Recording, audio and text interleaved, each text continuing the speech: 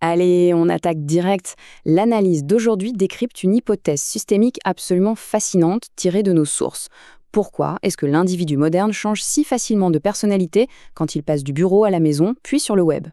Eh bien, figurez-vous que ce n'est pas un simple hasard psychologique. C'est carrément un mécanisme d'adaptation, une architecture vitale conçue pour nous empêcher d'imploser face à la pression monumentale du monde moderne. Au programme de notre décryptage, d'abord le paradoxe identitaire moderne, suivi du fameux triangle de Karpman et du mythe comme outil de programmation.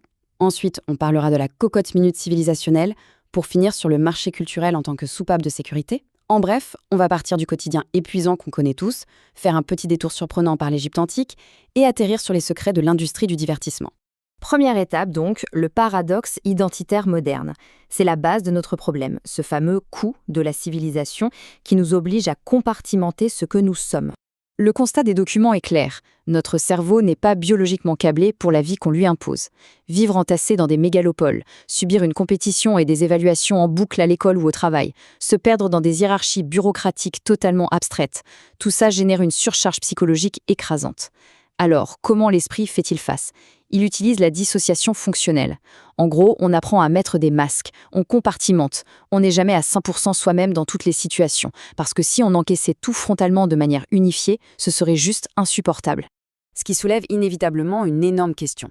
Si absolument tout le monde opère sous cette pression dingue, en portant des masques et en accumulant de l'énergie refoulée, comment une société tout entière évite-t-elle l'explosion? Comment on ne s'effondre pas collectivement? Et ça nous amène au point numéro 2, le triangle dramatique de Karpman. C'est la clé de voûte psychologique pour comprendre tout ce système. Ce fameux triangle, c'est un modèle qui cartographie nos interactions autour de 3 rôles bien précis.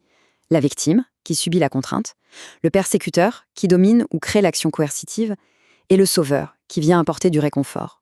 Mais attention, le truc absolument crucial à retenir ici, c'est que ce ne sont pas des cases figées, on ne reste jamais coincé dans un seul rôle. Au contraire, on passe notre temps à tourner entre ces 3 postures pour gérer nos émotions et évacuer la pression.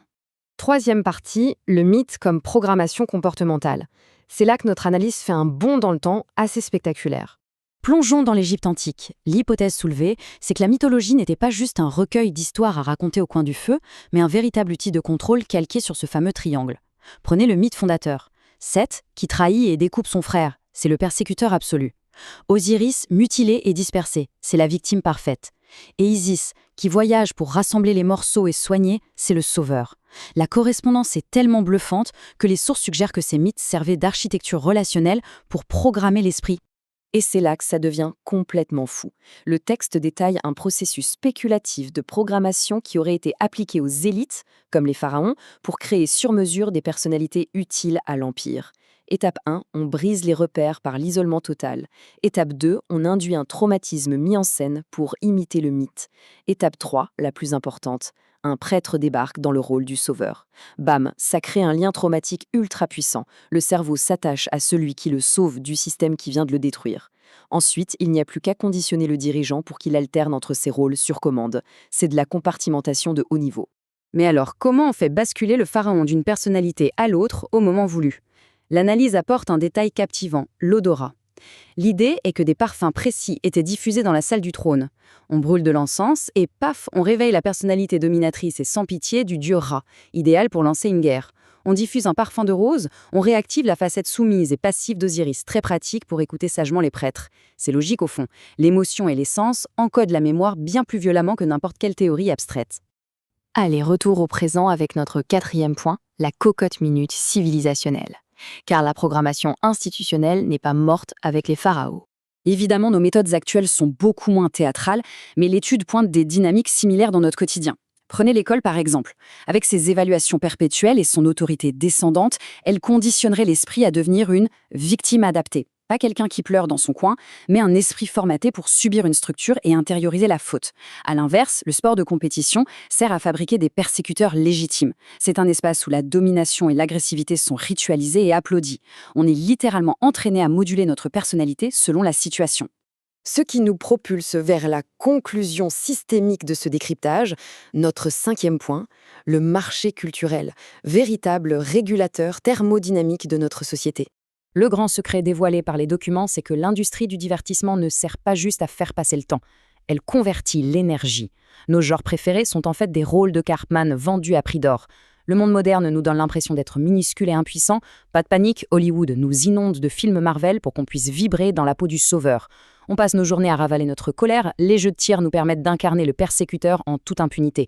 Et Twitter, TikTok ou Instagram, c'est le paradis pour jouer au persécuteur moral, pour harceler avec le sentiment jubilatoire d'être du côté du bien. On achète le droit de jouer les rôles qu'on nous interdit au bureau. D'ailleurs, la recherche qualifie les jeux vidéo de technologie dissociative ultime. C'est l'outil parfait. L'immersion est totale, on a la liberté d'agir et les boucles de dopamine sont redoutables. C'est un espace hyper sécurisé pour recomposer son identité. Après une journée broyée par la paperasse, on se connecte le soir et on devient un guerrier légendaire, un explorateur libre ou un dieu de la destruction. Sans cette soupape magistrale, toute cette frustration s'accumulerait jusqu'à créer de vraies violences dans les rues. Donc, si on résume l'idée forte de cette analyse, notre économie culturelle aspire nos angoisses. Notre solitude, notre impuissance, notre rage, elle absorbe tout et le recycle en produits super rentables. Quand on achète un jeu ou une place de ciné, on n'achète pas qu'un produit matériel. On paye pour une micro-transformation psychique temporaire. C'est une immense économie de l'identité jetable. Sauf que, et c'est là que l'analyse jette un vrai froid, ce processus vient de muter. Aujourd'hui, avec l'intelligence artificielle, c'est devenu une industrie en temps réel. Les algorithmes de nos réseaux ne cherchent plus juste à comprendre quel sujet nous plaît. Ils analysent quel drame psychologique précis nous garde scotchés à l'écran. Si c'est l'indignation qui nous fait cliquer, l'algo va nous enfermer en boucle dans le rôle du persécuteur outré. On est passé à une gestion algorithmique sur mesure de nos névroses. Et cela nous laisse face à une réflexion assez vertigineuse.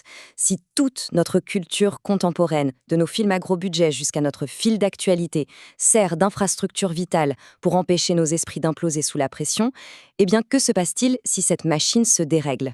Est-ce que cette fragmentation automatisée de notre identité est vraiment tenable à long terme?